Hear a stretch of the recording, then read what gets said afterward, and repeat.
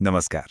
कभी सोचा है कि अक्सर जो सबसे बड़ी कहानियां होती हैं ना, वो सबसे छोटी, सबसे धीमी आवाजों में छिपी होती हैं। आज हम एक ऐसी ही छोटी सी लेकिन बहुत ही गहरी कविता की परतें खोलेंगे और समझने की कोशिश करेंगे कि कैसे बस कुछ लाइनें मिलकर एक इमोशनल तूफान, एक भावनात्मक सैलाब ला सकती हैं। तो कहानी की शुरुआत होती है एक बहुत ही जानी पहचानी तस्वीर से। एक दिन स्कूल से लौटते हुए ये सुनते ही हम सब अपने आप को उस रास्ते पर महसूस करने लगते हैं, है ना?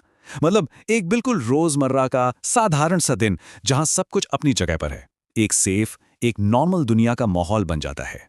और इस कविता की जो खूबसूरती है ना, वो यहीं से शुरू होती है। ये जो एक साधारण सी शुरुआत है, ये जानबूझकर की गई है।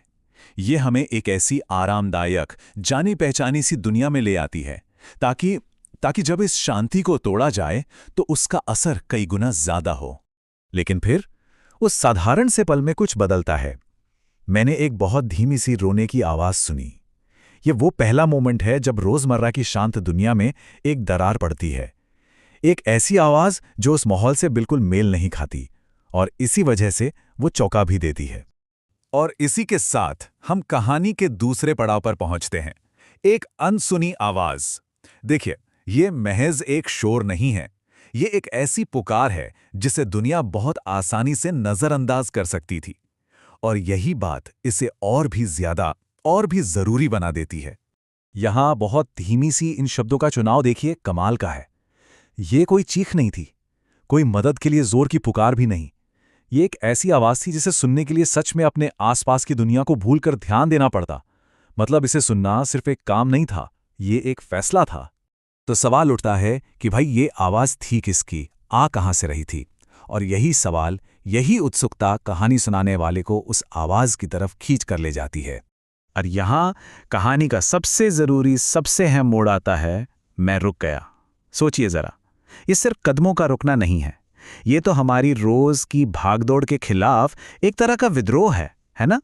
दुनिया को एक पल के लिए पॉज करके किसी और की तकलीफ पर ध्यान देने का एक कॉन्शियस चॉइस।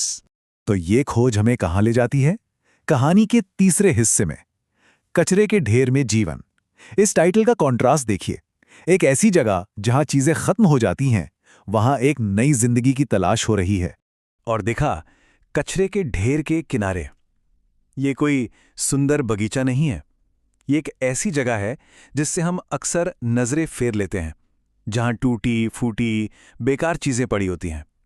और यही माहौल इस कहानी को और भी ज्यादा टचिंग बना देता है। और उस फेंकी हुई बेकार जगह पर मिलता क्या है? एक छोटा सा पिल्ला। उस धीमी सी कांपती हुई आवाज का सोर्स एक नन्ही सी कमजोर जान। रहस्य खुल चुका है, और जो सच्चाई सामने आई है वो दिल तोड़ने वाली है। जरा इस विरोधाभास की कल्पना कीजिए। एक तरफ है कचरे का ढेर, जो बेकार छोड़ी हुई चीजों का सिंबल है, और दूसरी तरफ एक नया जीवन, कोमल, नाजुक और पूरी तरह बेसहारा। यही जबरदस्त टकराव इस कविता को इतनी गहराई और इतने मायने देता है। अब हम इस कविता के इमोशनल कोर में उतरते हैं, दुनिया की ठंड। और सुनिए, ये सिर्फ मौसम वाली ठंड नहीं है, ये उससे कहीं ज्यादा गहरी है और ज्यादा चुभने वाली ठंड है। सबसे पहले हमें पिल्ले की फिजिकल हालत बताई जाती है। ठंड से कांप रहा था। हम उस कांपन को लगभग महसूस कर सकते हैं ना? ये लाइन हमें उसकी तकलीफ से सीधी तौर पर जोड़ देती है, उसे एकदम असली बना देती है। और फिर आती है कविता की सबसे शक्तिशाली लाइन, जो सब कुछ बदल देती है, जैसे दुनिया ने उसे छोड़ दिया हो। यहां शारीरिक ठंड अचानक एक गहरे भावनात्मक अकेलेपन में बदल जाती है। अब ये सिर्फ कांपने की बात नहीं रही, ये उस एहसास की बात है जब लगता है कि दुनिया में आपका कोई भी नहीं है। और यहीं पर कविता अपने चरम पर पहुंचती है, जो हमें एम्पैथी की, मतलब सहानुभूति की शक्ति का एहसास कराती है। सहानुभूति यानी किसी दूसरे के दर्द को सिर्फ समझना नहीं, बल्कि उसे महसूस करना। ये कविता हमें सिर्फ एक पिल्ले की कहानी नहीं बताती, बल्कि हमें उसका अकेलापन, उसकी बेबसी महसूस करने पर मजबूर कर देती है। तो चलिए अब इस पूरी कहानी को समेटते हैं। ये पूरी यात्रा एक छोटी सी पुकार से शुरू हुई। एक ऐसी पुकार जिसे नजरअंदाज करना बहुत बहुत आसान था, लेकिन किसी ने रुककर उसे सुना।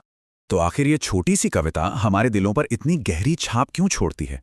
क्योंकि ये एक साधारण रोजमर्रा के पल को एक गहरे अनुभव में बदल देती है। यह हमें याद दिलाती है कि कभी-कभी बस रुककर सुनना कितना ज्यादा जरूरी है। ये साबित करती है कि गहरी से गहरी फीलिंग्स जगाने के लिए कोई बड़े-बड़े शब्दों की जरूरत नहीं होती। सिर्फ चंद लाइनों में ये जन्म, त्याग और करुणा की एक पूरी पूरी कहानी कह जाती है। और सबसे बड़ी बात, ये हमें सहानुभूति का एक जबरदस्त सबक सिखाती है। और अंत में एक सवाल है जो सोचने पे मजबूर करता है। एक छोटी सी रोने की आवाज में आखिर कितनी बड़ी कहानी छिपी हो सकती है? शायद दुनिया ऐसी अनगिनत अनसुनी कहानियों से भरी पड़ी है। हमें बस रुककर सुनने की जरूरत है।